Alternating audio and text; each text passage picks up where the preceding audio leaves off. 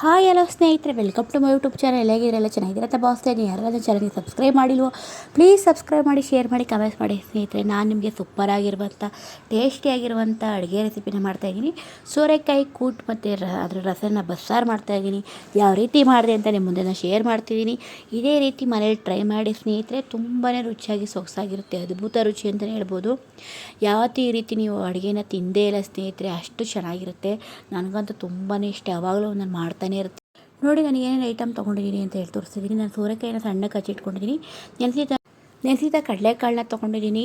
ಸ್ವಲ್ಪ ತೆಂಗಿನಕಾಯಿ ತುರಿ, ಸ್ವಲ್ಪ ಮನೇಲಿ ಬಳಸುವಂಥ ಸಾಂಬಾರು ಪುಡಿ, ಒಂದು ಈರುಳ್ಳಿ, ಒಂದೆರಡು ಟೊಮೊಟೊ. ಇದು ಒಗ್ಗರಣೆಗೆ ಈರುಳ್ಳಿ, ಸಾಸಿವೆ, ಒಣಮೆಣಸಿನ್ಕಾಯಿ, ಕರಿಬೇವು ತೊಗೊಂಡಿದ್ದೀನಿ. ಇವಾಗ ಬೆಳ್ಳುಳ್ಳಿ, ಹಸಿಮೆಣಸಿನ್ಕಾಯಿ, ಪುದೀನ, ಕೊತ್ತಂಬರಿ ಸೊಪ್ಪು, ಒಂದು ಈರುಳ್ಳಿ, ಸ್ವಲ್ಪ ಶುಂಠಿ, ಸ್ವಲ್ಪ ಚಕ್ಕೆ, ಲವಂಗ, ಸ್ವಲ್ಪ ಕಾಳುಮೆಣಸು, ಸ್ವಲ್ಪ ತೆಂಗಿನಕಾಯಿ ತುರಿ ತೊಗೊಂಡಿದ್ದೀನಿ ಸ್ನೇಹಿತರೆ.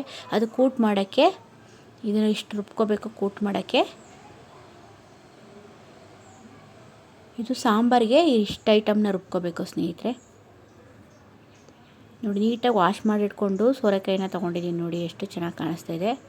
ಕಡಲೆಕಾಳು ನೆನೆಯಕ್ಕೆ ಇಟ್ಟಿದ್ದೀನಿ. ಇಷ್ಟು ಐಟಮ್ನ ಇಟ್ಕೊಳ್ಳಿ.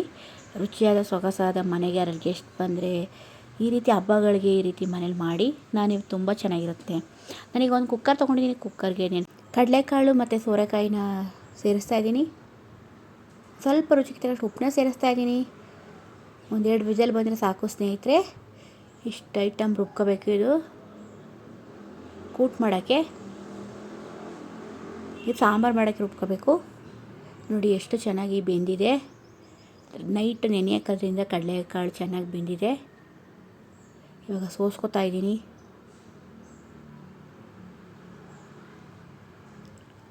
ನೋಡಿ, ಸೋಸಿ ಇಟ್ಕೊಂಡಿದ್ದೀನಿ.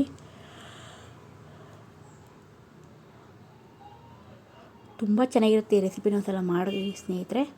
ಇದರ ರಸನ ಬಸ್ಸಾರು ಮಾಡ್ತೀನಿ. ಇವಾಗ ಮೊದಲು ಬಸ್ಸಾರು ಮಾಡ್ತಿದ್ದೀನಿ. ನೋಡಿ, ಕುಕ್ಕರ್ ತೊಗೊಂಡಿದ್ದೀನಿ. ಕುಕ್ಕರ್ಗೆ ಎಣ್ಣೆನ ಸೇರಿಸಿದ್ದೀನಿ. ಎಣ್ಣೆಗೆ ಸ್ವಲ್ಪ ಸಾಸಿವೆ,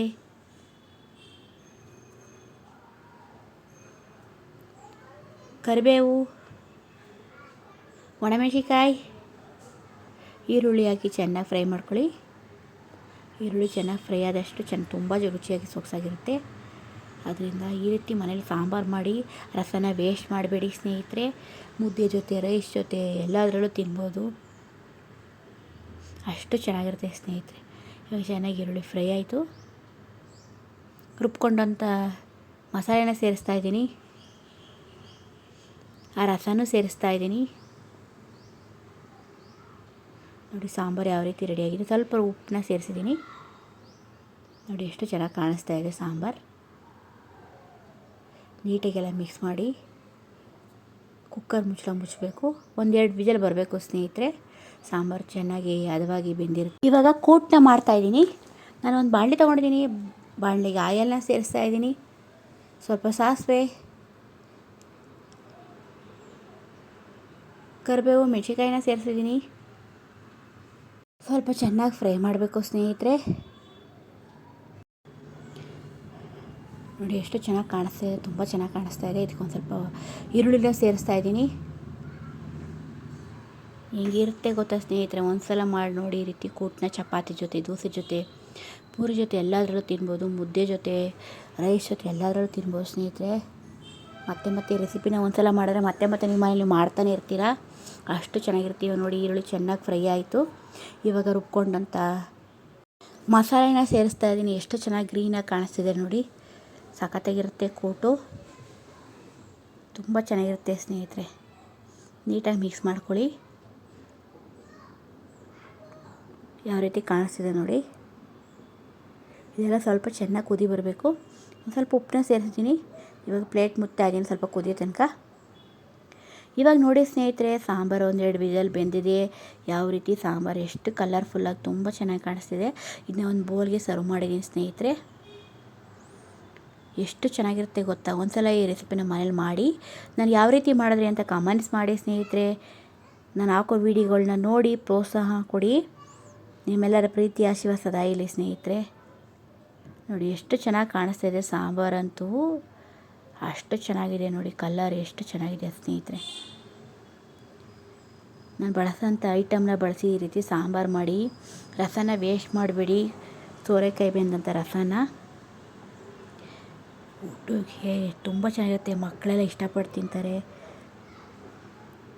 ಈ ರೀತಿ ಸೋರೆಕಾಯಿನ ಬಳಸಿ ಈ ರೀತಿ ಅಡುಗೆನ ಮಾಡಿ ನೋಡಿ ಸ್ನೇಹಿತರೆ. ಇವಾಗ ಚೆನ್ನಾಗಿ ಕೂಟು ಚೆನ್ನಾಗಿ ಬೆಂದಿದೆ ನೋಡಿ, ಯಾವ ರೀತಿ ಚೆನ್ನಾಗಿ ಕುದಿ ಎಷ್ಟು ಚೆನ್ನಾಗಿ ಗಟ್ಟಿಯಾಗಿ ಇವಾಗ ಬೆಂದಿದೆ ನೋಡಿ, ಎಷ್ಟು ಗ್ರೀನಾಗಿ ಕಾಣಿಸ್ತಿದೆ ನೋಡಿ ಸ್ನೇಹಿತರೆ. ಇವಾಗ ಬೇಯಿಸಿಟ್ಕೊಂಡಂಥ ಕಡಲೆಕಾಳು ಸೋರೆಕಾಯಿನ ಸೇರಿಸ್ತಾ ಇದ್ದೀನಿ ಸ್ನೇಹಿತರೆ. ನೀಟಾಗಿ ಎಲ್ಲ ಮಿಕ್ಸ್ ಮಾಡ್ಕೋಬೇಕು. ಒಂದು 5-10 ನಿಮಿಷ ಚೆನ್ನಾಗಿ ಕುದ್ರೆ ಸಾಕು ಸ್ನೇಹಿತರೆ. ಸಾಕ ಟೇಸ್ಟಿಯಾಗಿ ಸೂಪರಾಗಿರುತ್ತೆ.